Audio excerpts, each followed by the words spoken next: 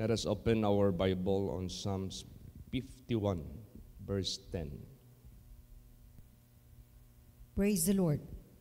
Create in me a clean heart, O God, and renew a right spirit within me. Yes. This is very, we could say, acceptable prayer request. Isa itong prayer request ng isang taong muntik na mapahamak, that almost caused him to die spiritually above all. Ito yung taong minsan lumakad sa laman. Ito yung taong minsan narumihan ang puso. Ito yung taong minsan nadungisan ng kanyang puso. And it almost sent him to his death. No? Malapit na. Kaya ito yung prayer niya. Create in me a clean heart. Gawan niyo po ako ng malinis na puso. Pag sinabing malinis na puso, it is completely away from defilement. It is away from any iniquity. It is away from any unrighteousness, unholiness. Malayo ka dyan. Malinis yung puso eh. Pag sinabing malinis ang puso, and especially if God that will make it for you, perfect talaga yan. 100%. It is a clean 100%. O God, and renew a right spirit within me. Once upon a time, he was possessed with a wrong spirit. Once upon a time, he was possessed by the evil spirit. Si David ito. And that is why he committed adultery. And that is why he committed murder. Yun ang nangyari sa kanya. Kaya, nung isinasamo na niya ang Diyos to forgive him, nung isinasamo na niya ang Diyos to give him a chance, Lord, take not away thy spirit, thy Holy Spirit from me. Because this person is knowledgeable person. This man is one of the so-called generation of Abraham.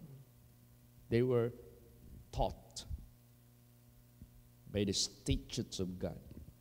Alam niya na ang katotohanan. He knows everything. What are the consequences if you do such thing and if you do such thing? No? Alam niya, knowledgeable siya, kaya alam na niya, ine-expect na niya. If in case the Holy Spirit will depart from him, alam na niya. Because nakita niya sa kanyang mentor, si Saul, nung iniwanan ng Holy Spirit, walang napuntahan, kapahamakan. At ayaw niya, it will repeat to his life. Kaya grabe yung ano niya. Kaya ganun sa buhay natin. Ganun na lang ang ating pagsisikap. To have a clean heart. To have a right spirit within us. Kailangan tuwid na spirito nandito sa loob ng ating buhay. Now, how can you determine whether that person, right spirit nung nandyan sa kanya, or evil spirit? Kung clean heart ba ang nasa kanya, or matawag nating evil heart, palagay na lang natin. Anong indikasyon Anong makikita? Anong in-expect natin? Alam mo, pag isinamo mo ang Panginoong Diyos, hiningi mo sa Diyos to give you a clean heart and to give you the right spirit within you, anong mangyayari sa buhay mo? Meaning to say, if you have the Christ in your life, kung nandyan si Kristo sa buhay mo, anong expectation na magiging buhay sa iyo? Basahin natin. 2 Corinthians 5:17. Praise the Lord.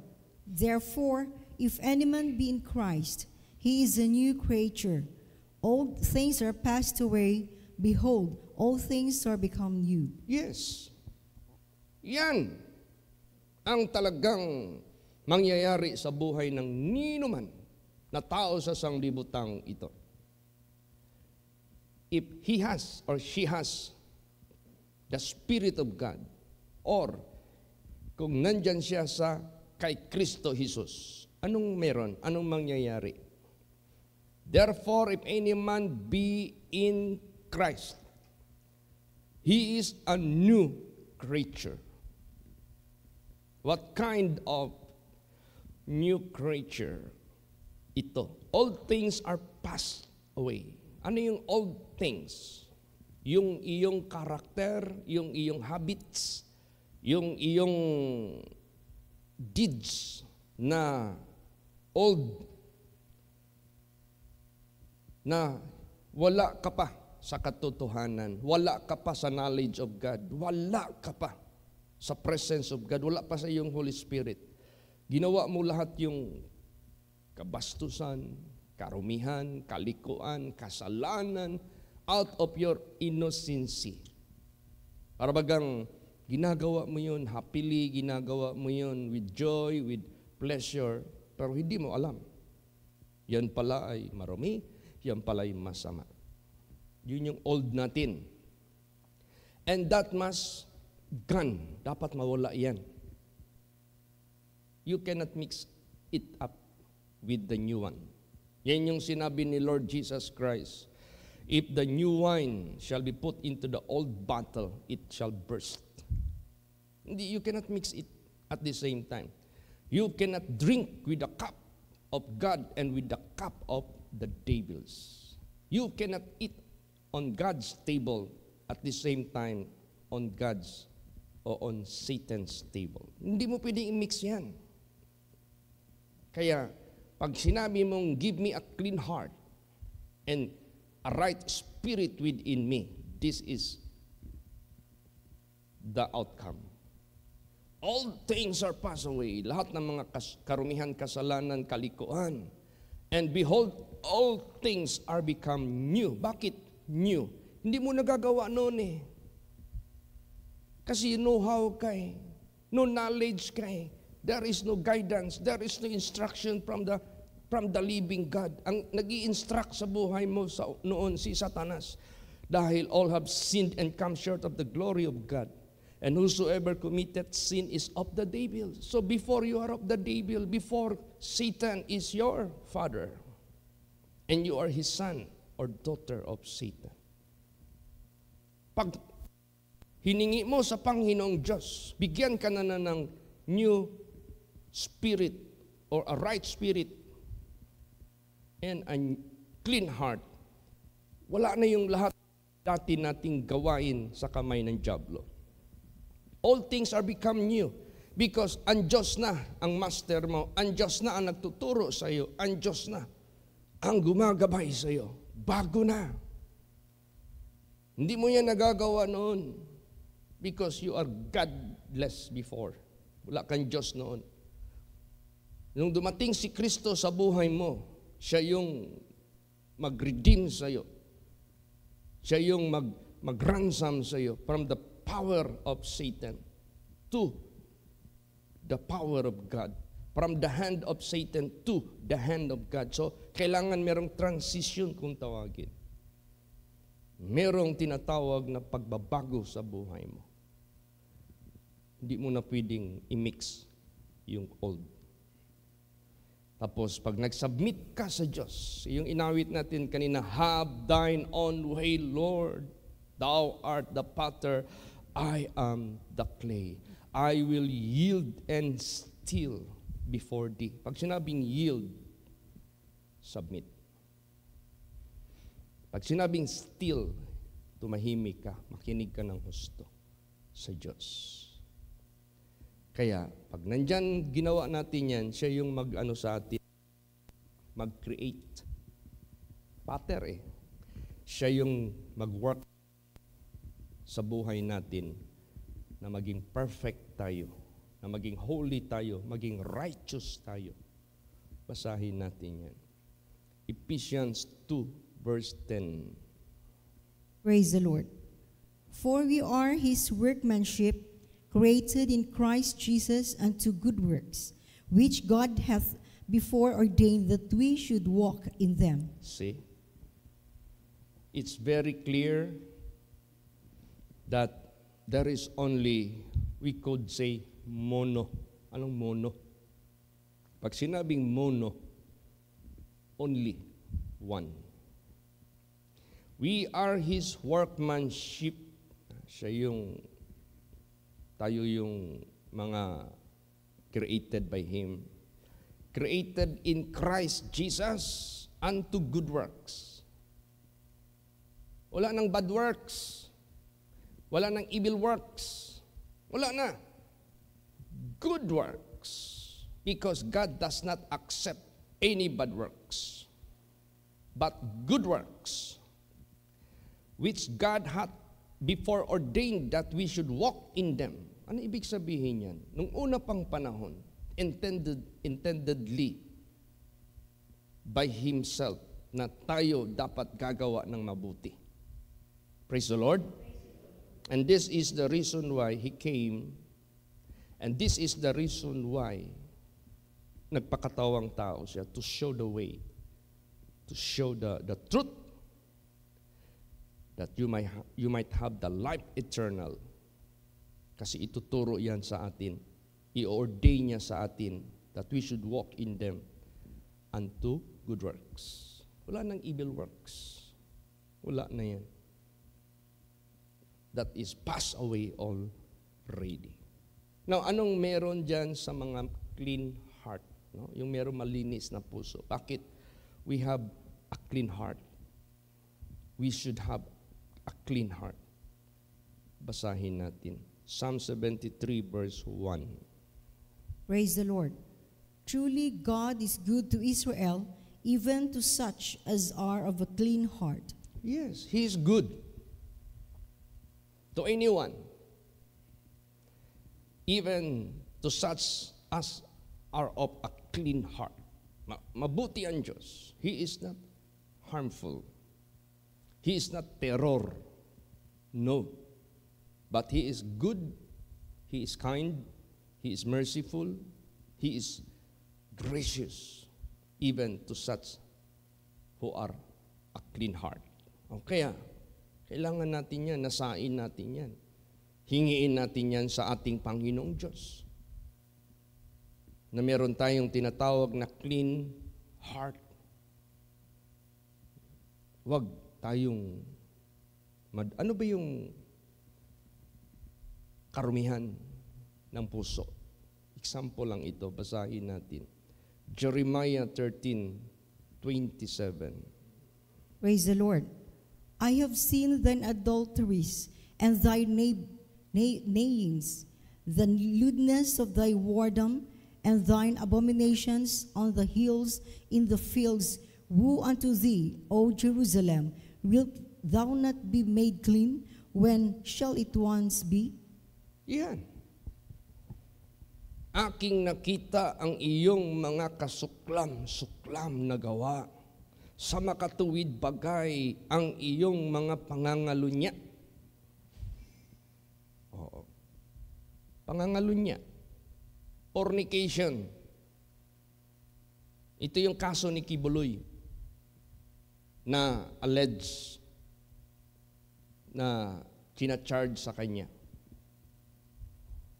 Maraming mga girls, young girls, na according to the complainants, they were molested. So, ibig sabihin yan, hindi tayo exempted dyan. Mag-ingat tayo. Kung mapatunayan yan, totoo yan, saan nanggaling ang batas na parusahan siya? Batas ng Diyos yan. Praise the Lord. You know, courts, they know how to interpret laws. And laws that is being created in the land of any countries, it is always based on the divine laws. Batas ng Diyos ang pinagbabasihan. Pag sinabing, do not commit fornication because you are destroying the body of a girl. Instead, she could offer her body to her future husband. Sinira mo na yung katawan niya. Kasi hindi mo siya pinakasalan eh. Dapat pinakasalan mo muna siya that she might offer her body to you as her husband. Pero hindi mo pinakasalan, sinira mo na yung pagkababae niya.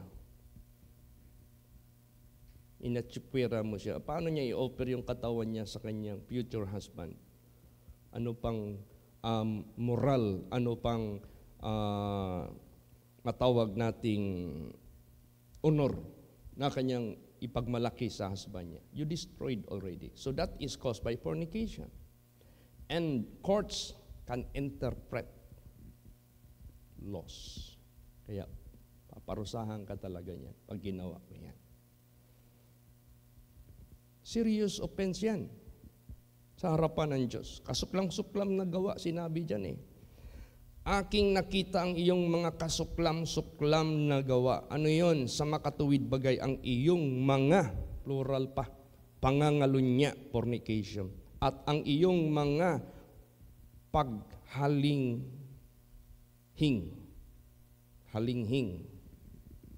So, maning halinghing, maraming Cebuano muna tayo ha. Pasensya na sa mga Tagalog dyan. Nakita ko ang imong buhat nga mga dulumtanan bisa ng imong mga pagpanapaw ug ang imong mga pagbahihi. Lisod ni samot na mahinuon eh. Bahihi. Ug kaulag. Yun. Ha? Kaulag. Kani medyo klaro-klaro ni. Sa imong pagpakighilawas. Kaulag sa imong pagpakighilawas. Dili ni mo na asawa. Dili ni mo na pinakaslan. Pakighilawas, ibabaw sa mga bungtod sa kaumahan. Dalo ni mo na dito sa bungtod sa kaumahan. Alaot ka, O Jerusalem, ikaw dili pagahinluan hangtod kanus ka na mahimo. Alaot ka nga imo nang ipadayon sa imong kinabuhi. Kanus hangtod kanus animo na mahimo. Mga pangutana. See? Kaya conclusion. Kung nandito ka na kay Kristo, bago ka na. Praise the Lord. Bago ka na. Kaya pakinggan mo yung mga testimonies, mga complainants. Na-shock good sila. Na mismo sa bibig daw lang ha, ni Kibuloy, na hinahamon sila makipag-sex. Na-shock sila. Only the thing that secures their mind na i-offer mo sa Ama ang iyong katawan. To be engaged with His Son, sex. Na-shock sila, Pirmiro. Pero wala silang magawa eh. Na-deceive sila. O, di ba? So, matindi ngayon ang sanglibutang ito. Kaya, kailangan we must have a clean heart and a right spirit within us para hindi tayo makadamay ng ibang kaluluwa ng tao. Praise the Lord.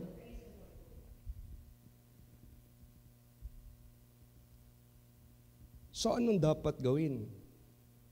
Ezekiel 18:31, anong sinabi dyan? Praise the Lord. Cast away from you all your transgressions, whereby ye have transgressed, and make you a new heart and a new spirit. For thy will ye die. For why will ye die, O house of Israel? Yan, iwanan mo na yan. Katulad sa realization sa isang tao na si David. Na-realize niya. Iniwanan niya. Tinakasan niya na. Hiningi na niya sa Diyos yung clean heart. The once upon a time was defiled. Once upon a time was possessed by the evil spirit. Cast away from you all transgressions, whereby ye have transgressed, and make you a new heart and a new spirit. For why will you die, O house of Israel?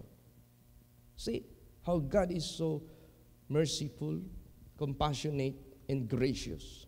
He is giving a good advice doon sa mga makasalanan na mapunta sa impyerno. Nagbibigay pa siya ng advice. Tapon nyo na yan. Hintuan nyo na yan. Magkaroon kayo ng malinis na puso at bagong espiritu. Yan. That must. Dapat yan ang mangyari sa lahat ng tao. Regardless who you are. Regardless, leader ka ng, lalo't na kung leader ka, kasi marami kang dinadala. At lahat ng mga membro, yan ang karapat-dapat mangyari. Para malinis yung puso. Ano ba talaga masabi natin kung ano ba talaga ang kalinisan sa puso sa mata ng Diyos? Kaya, kung meron kang malinis na puso, makikita mo ang Diyos. Basahin natin yan. Matthew 5, verse 8. Praise the Lord.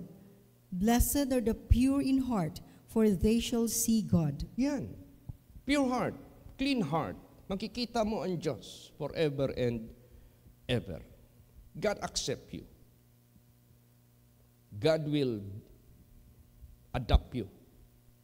God will bring you into His presence, in His kingdom forever and ever. If you have a clean heart. Ano ba talaga nakakarumi ng puso?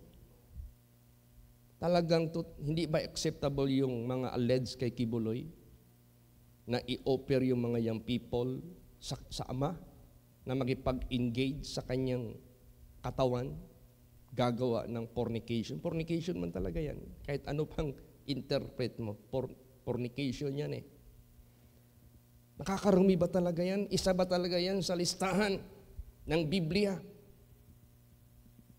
Niyan ay isa sa mga nakakarumi sa puso ng tao. Basahin natin. Mark 7:18 hanggang 23. Praise the Lord. And he saith unto them, Are ye so without understanding also? Do ye not perceive that whatsoever thing from without entereth into the man, it cannot defile him? Because it entereth not into his heart, but into his belly, and goeth out into the draught, purging all meats. And he said, That which cometh out of the man, that defileth the man. For from within, out of the heart of man, proceed evil thoughts, adulteries, fornications, murders, thefts, covetousness, wickedness, deceit, lasciviousness, an evil eye, blasphemy, pride, foolishness. All these evil things come from within and defile the man. Yan ang nakakarumi sa puso ng tao in the eyes of God according to His law and ordinance. Ano yun? Ang nakakarumi sa tao, verse 20, dahil galing yan sa loob at mula yan sa puso ng tao, lumalabas yung evil thoughts. Anong evil thoughts? Tulad yan, ako, pastor ako, may asawa ako. May bagong recruit ng ating mga membro, beautiful girl. Meron akong isip na, meron akong desire sa kanya. Samantalahin ko itong babaeng ito. I will fulfill my lust of the flesh in her body. That is evil thoughts. O kaya any malis na iniisip mo pa lang sa iyong kapwa, that is evil thoughts. Nakakarumi na yan sa harapan ng Diyos. Ano pa kaya kung pupustro mo yung iniisip mong masama? Pag ipupustro mo yan, ito yung mga possibilities. Adulteries. You are married. You have some any fun or love affairs from other women aside from your wife. Meron kang kalingawan, meron kang pinaglalaroan outside of your wife. That is mixed relationship. So adulterated na yung iyong married life. So adultery. Ngayon sabihin mo, hindi naman ako married. Allowed ako nito. Mahulog ka sa fornication. Wala kang takas eh. You cannot have any escape from the law and ordinance of God. Fornications, hulog ka din dyan. Do not, that defiles your heart. Murders, hindi lang you hold a knife and stab anyone to his death. That is not only. The Bible says, if you hate your brother or sister in your heart, you have committed murder already. Ganon ang standard ng Diyos. Thefts, pagnanakaw.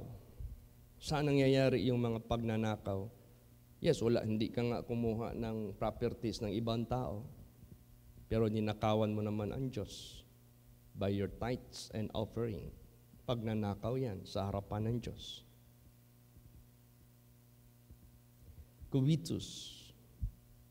Big sabihin yan, kung sanglibutan ang pag-uusapan, you spend a lot of money. Pag-usapan ang work of the ministry, you hold anything for God. Katakawan sa mata ng Diyos. Wickedness, kasamaan, deceit, panglilinlang. Yan yung alleged kay Kibuloy, deceit yun. Na nililinlang niya yung mga babae. Alleged as per sa kanya. Paratang. Hindi pa natin yan mahatulan. Kahit matulan pa siya ng mundo, he has still a chance to be forgiven if he confess his sins and stop it.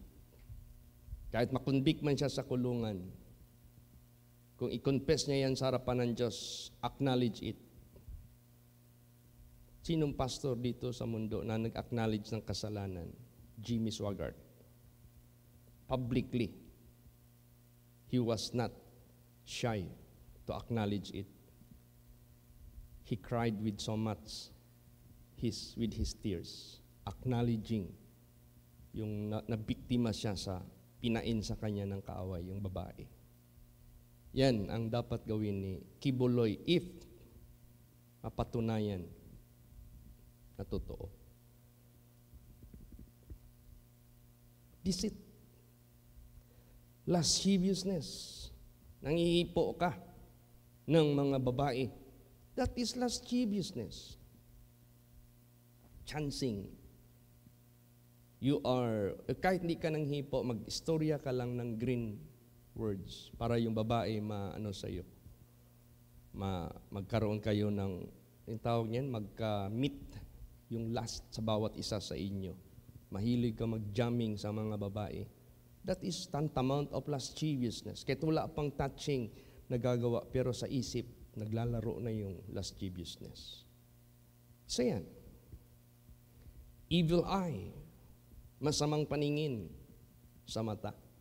Any evil intention by looking. Masama yan. Blasphemy. Nabablaspheme yung name of God, name of the Lord Jesus.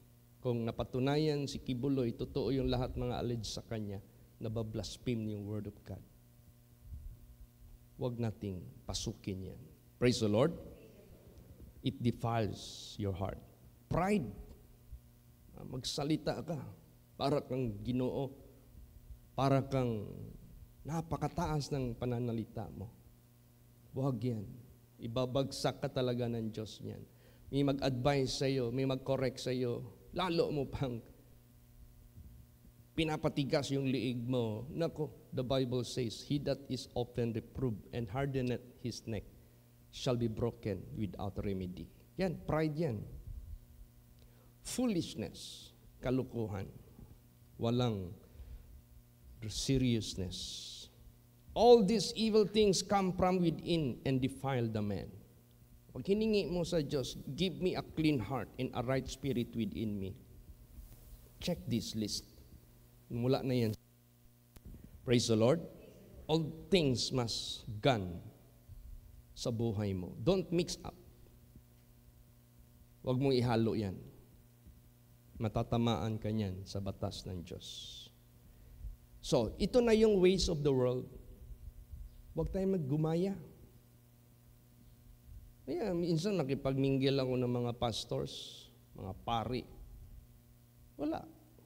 Iinom pa rin sila ng alak. Patad pa rin ng mga lasto dyan. Pero nagdadala ng Word of God, nagdi-disco pa rin, mga pastors.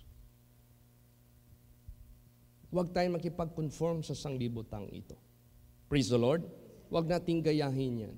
Dapat si Jesus ang gayahin natin at sila ang maggaya sa atin na sumusunod kay Jesus. Let them follow us as we follow Christ. Yan yung sinabi ni Paul, follow me as I follow the Lord. So, siguraduhin mo lang, si Jesus ang pinafollow mo. Praise the Lord. At pag pinapalo mo si Jesus, lahat ng nakasulat dito at yung hindi pa nakasulat dito, as long as it is related to ungodliness, worldliness, dapat wala na yan sa buhay mo. Don't mix it. Alam mo kami mga pastors, vulnerable kami sa tukso. Napakalaki ng chance sa buhay namin to commit fornication. Minsan, inutusan ako na yung dalaga na babae, kukunin ko raw sa Manila, isakay ko sa barko, iuwi ko sa... Sinong nakakaalam kung anong ginawa ko sa babae na yan? Yung babae na yan, malaki na ngayon. May husband na. Nabalo na mayroon namang second husband. Yan, si Sister Nene Kabitay. Sabi niya, Pastor, wa ko kalimot sa imong pagdala nako diri balik sa Davao. Kung sa may wa niya malimtan, na ako'y gihimo niyang dautan, wa siya kalimot na ako ang naghatod niya. So vulnerable ko sa tukso. But you have to avoid it. You must be clean with someone. Praise the Lord. Na mag-fellowship sa ako, usahay ang ilahang mga topic. Pastor, gimules ko. Pastor, inani. Ko ay nakaayo na i-elaborate. Mag-create lang na og hugaw. Enough na. Tama na. Ay kung patubayan na mo na, sige, padala ikog picture sa inyong nahitabo. Nakinabang din ako sa kalukuhan ng tao na yan. You see? Minsan may mag-text sa akin, Pastor, katul kayo ng akong part ni Ani. Imo nga pag yun ng nakakay-picture, ana, sabihin ko siya, vulnerable kami sa tukso. But you should how to manage yourself to avoid uncleanness, lasciviousness. Praise the Lord. Hindi lang ako, pati kayo dyan. So, keep your heart clean from any possible defilement. You should know. Minsan malaala ko yung tawag nito. Yung awit ni Steve Green, guard your heart. Guard your heart. Yun ang magandang mensahe na hindi tayo marumihan. So, basa, anong gagawin natin? Romans 12:2. Praise the Lord. And be not conformed to this world, but be transformed by the renewing of your mind, that you may prove what is that good and acceptable and perfect will of God. Yan, huwag tayong makipag-conform. Anumang trending ngayon sa sanglibutang ito, which is ungodliness and unrighteousness, unholiness. Huwag tayong makipag-conform. Be not conformed to this world, but be transformed. Mag-iba kayo ng buhay. By the renewing of your mind, baguhin niyo yung isip niyo, wag niyong pareho sa kanila, that ye may prove what is that good and acceptable and perfect will of God. You know, to prove something is not a joke. You have to demonstrate it by works, by action. Praise the Lord. Paano mo ma-demonstrate, ma-illustrate by action to prove this is good, this is right, this is the will of God, this is acceptable? By works. Gawin mo yan intentionally to be seen? No need. Especially in secret moments of your life, with someone, with anyone, i-prove mo that you have a clean heart. Bakit? It is God who made it to you. You are His workmanship. Praise the Lord. And this is the true workmanship of Christ. You are a new creature. Old things are passed away. No mixing up. Walang halo-halo. Huwag mong ihalo. So, ito na yung dapat mawala. Ephesians 4:22 hanggang 24. Praise the Lord. That ye put off concerning the former conversation the old man, which is corrupt according to the deceitful lust, and be renewed in the spirit of your mind, and that ye put on the new man, which after God is created in righteousness and true holiness. Yes. Hubarin nyo ang mga former conversation. Anong former conversation of the old man? Yung mga dati nating ginagawa na wala pa tayong kaalam-alam sa kato. Ako, acknowledge ko man talaga, ang dami kong karumihan ginagawa before I came to know Jesus through the Word of God. But that should not continue. That must begun. Wala na yan. Dapat. Dapat lang. That ye put off concerning the former conversation of the old man, which is corrupt. Yan yung ating dati. According to a deceitful lust. Yan yung ating former. And be renewed. Mabago ka in the spirit of your mind. Yung inner man. And put off the new man. Isuot nyo na ang bagong tao, which after God is created in righteousness and true holiness. Yan ang totoong kabanalan at katuwiran na galing sa Diyos. Praise the Lord. Kaya sa buhay natin, yung mensahe kagabi, let us be steadfast of His covenant para hindi tayo mapahamak. Magpakatibay tayo. Ano yung agreement na ginawa ng Diyos sa atin that He might bless and save us all the way. Sundin natin. Maging steadfast tayo sa Kanyang covenant. Bakit? Last verse. Psalms 78:37. Praise the Lord. For their heart was not right with Him, neither were they steadfast in His covenant. Yan, wag nating hayaan yan mangyari sa buhay natin. Na ang ating puso hanggang ngayon hindi pa rin right. Ang ating puso hindi pa rin malinis. Ang ating puso, ang ating isip hindi pa rin mitakot sa Diyos. No. Wag. Dapat right na ang ating puso at isip. Ano pa ang nakita sa kanila maliban hindi right ang kanilang puso? They are not steadfast in His covenant. No, hindi sila mindful sa covenant ng Diyos. Pataka na lang sila o lapas sa gisugo sa Diyos nila. And yet they expect the promise of God to be given to them. No. You must be steadfast in His covenant. Praise the Lord. O yung clean heart, yung right spirit, yun ang mangyari sa buhay mo, mangyari sa buhay natin para 100% guaranteed by the truth of God. Hindi ka iiwanan ng Diyos.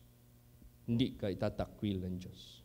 But you will be a vessel of God for His use para magamit ka ng Diyos. Alam mo, ginagamit ng Diyos, hindi lang preachers, hindi lang Sunday school teachers, hindi lang prophets, but all of you must be vessels of God, clean, ready for His use. Anything, yung ginagawa ninyo sa ministry, anything from the smallest matter na ginagawa nyo sa ministry, that is for the Lord. Kaya, let us have clean heart and a new spirit or a right spirit within us always. Praise the Lord. Magsitayo po ang lahat.